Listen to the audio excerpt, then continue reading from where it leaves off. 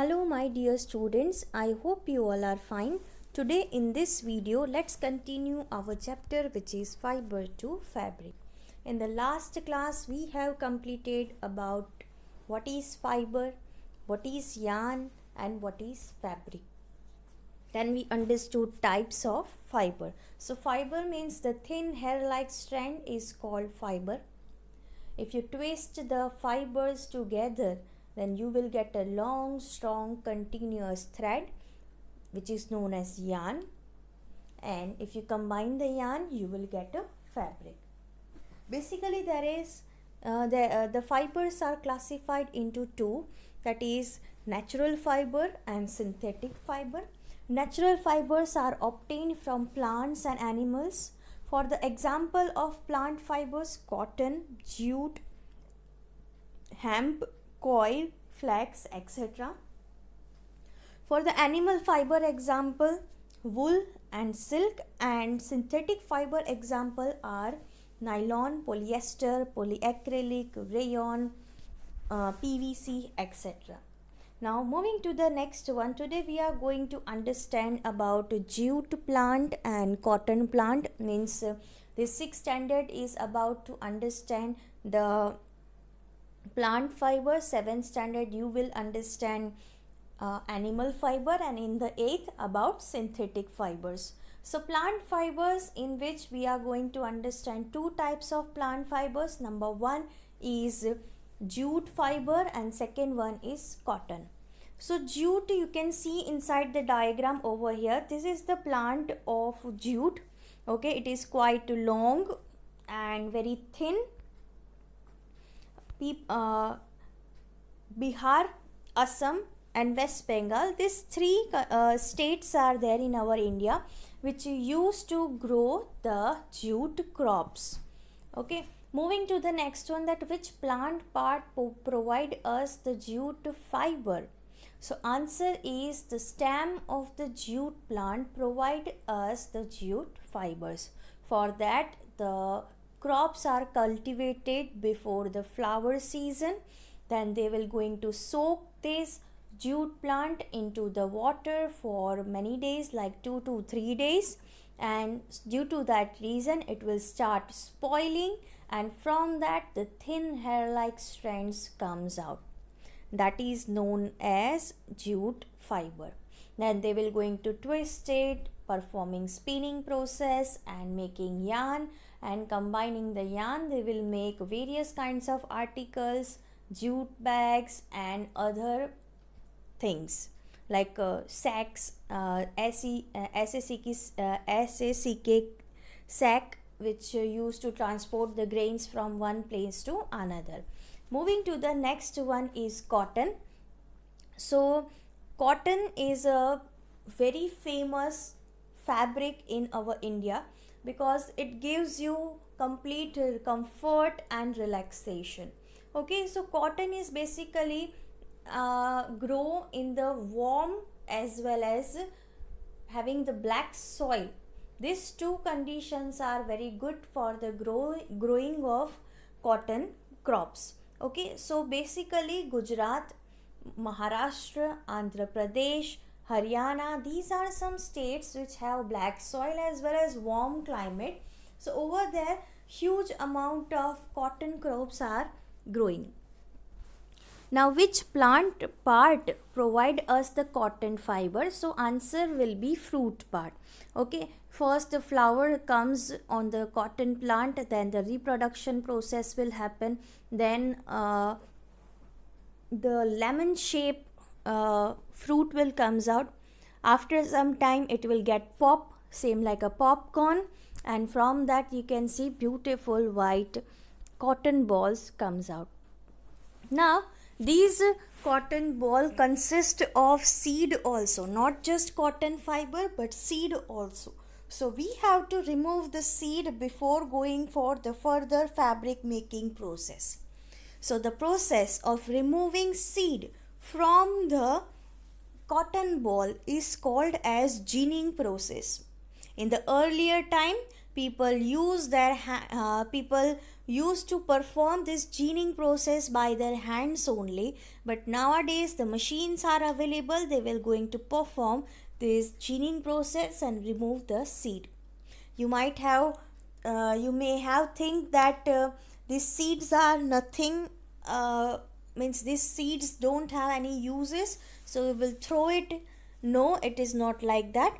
We are going to use this seed, grind it and obtain the cooking oil named as cotton seed oil. Once the seeds are grinded, then it is going to be sent to the farms. In the farms, they will going to give this grinded seed to the domestic animals like cows and buffaloes, because it provide them a very good nutrition due to that reason. So this is about cotton fibers. Now moving to the next, the question arrives that how do we obtain fabric from fibers? Okay, so we understood what are the sources of fibers and all. Now we have to understand that why we are making yarn from the fibers. So reason is that these fibers are quite fine, means बहुत ही छोटे thin होते हैं, बहुत fine होते हैं. Second thing that वो बहुत week होता है जब आप सिंगल फाइबर की बात करते हो उस टाइम पे. So for providing proper strength we are going to perform the spinning process and making yarn from the fibers. So look over here, first process is there, that is fiber to yarn, and this process is named as spinning process. So the process of making yarn from fiber is called spinning process. Now how they are doing? For that they will going to take some strands of the fiber. Now they will start twisting it. Okay, if you want to do with your hands, then you can use your thumb and finger and start twisting it. So it will slowly and gradually twisting, and you have to just pull out and then twist, then pull out and twist. Like in a manner, you will get a huge, long, continuous, strong thread. Okay, but we can't do completely by our hand. For that we are using some devices like takli, which is called spindle in English, then charkha, and nowadays in the modern days we are using machines. Okay, charkha is very famous because of Mahatma Gandhi. He used to say that you must have to take the freedom from the Britishers in the earlier times. So to take the step against the Britishers, he has given the slogan that we used to wear our cotton clothes and khadi clothes instead of wearing the Britishers garments and all. Okay, like this way he used to oppose the Britishers and he gave us the freedom from the Britishers. Now moving to the next one, that after spinning process, the second process happen. Its name is weaving process and knitting process. So look over here, this one is weaving process and knitting process. Now what is weaving and what is knitting? Let me give you explanation one by one. So first I will start with weaving process. So you can see inside the diagram over here, two sets of yarns are there. One set is arranged in a vertical manner and the another set is arranged in a horizontal manner. So like this way, two sets of yarn we are using for forming the fabric. Okay, now what we have to do, that we have to arrange the one sets of yarn in a vertical manner. Now the second sets of yarn we will going to arrange by moving the second sets of yarn over and under from the first set of yarn. Okay, so like this way it will make it will give the strength to the fabric, as well as the knots will remain as it is. So this process is considered as a weaving process.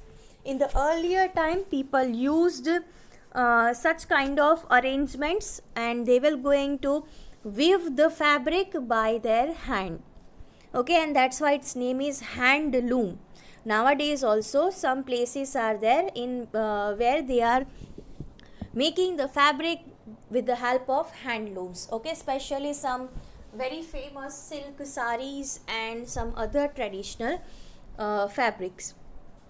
But remaining the daily wear clothes we used to wear, okay, this is done by this kind of machines. It is called power loom because it is directly related with the electricity, hence its name is power looms. So this is the first thing that we understood, that by how this weaving method is helping us to make the fabric. Now next process is named as knitting process. What is this knitting process? So specially knitting process is available for the woolen material, or should I say woolen fibers. Okay, so we used to wear sweaters, jackets, then shawls and scarves in the winter season for the warmth.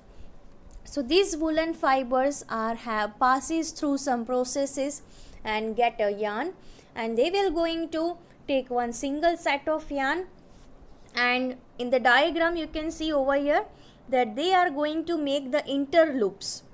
Okay, they are interlocking the one set of yarn with each other and going to form a fabric.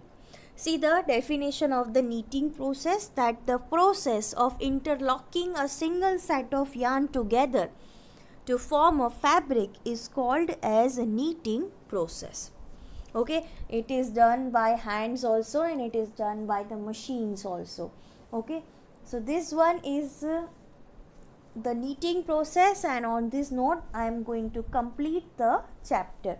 Okay, in the next video I will going to explain you about the exercise questions. Okay, so till then keep smiling, have a nice day ahead, bye.